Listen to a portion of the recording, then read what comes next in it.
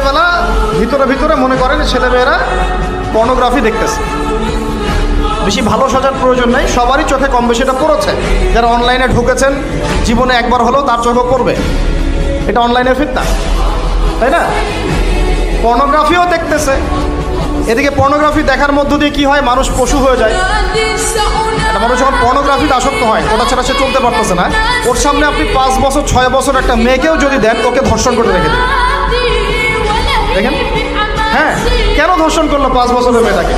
এটা কি সম্ভব? 5 বছর একটা মেয়ের সাথে কি মানে সেক্সুয়াল কোনো সম্পর্ক সম্ভব? কিভাবে করতে পারলো? বিকজ পর্ন দেখে দেখে ওটা মাথাটা নষ্ট হয়ে গেছে। পর্ন যেটা করেছে, পর্নোগ্রাফি আর এই জেনাগুলো যেটা করেছে, সত্যিকারের ভালোবাসার সংজ্ঞাটাই পরিবর্তন করে দিয়েছে। সত্যিকারের ভালোবাসা মানে হচ্ছে দায়িত্ব, রেসপন্সিবিলিটি, বিশ্বাস। ভালোবাসার মানুষ ভালো থাকে এটা চাওয়া, তার উপর আমার জিম্মেদারি আছে তাকে ভালো রাখা। ভালোবাসা মানে কি? স্বার্থ ত্যাগ করে তার স্বার্থ দেখা, তাই না? সম্মান। ভালোবাসার ডেফিনেশন কি? ভালোবাসা মানে কি? আমি আমার ওয়াইফকে ভালোবাসি, তার মানে কি আমি তার ইজ্জতের জিম্মাদার, তার দিকে চোখ তুলে কেউ খারাপ চোখে তাকাতে পারবে না। ভালোবাসি আমি তাকে, সে আমার, আমি তাকে অন্যের সামনে শো করতে পারবো না, সে আমার। ভালোবাসা মানে আমি তাকে বিশ্বাস করি, আমি তাকে কি করি? বিশ্বাস করি, তার প্রতি আমার আত্মবিশ্বাস আছে, কনফিডেন্স আছে। ভালোবাসা মানে আমি তাকে সম্মান করি, আমি তার সম্মান বুঝবো।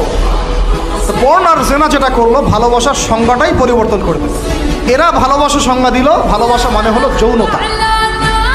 ভালোবাসা মানে জাস্ট সেক্সুয়াল রিলেশনশিপ, আর কিচ্ছু না।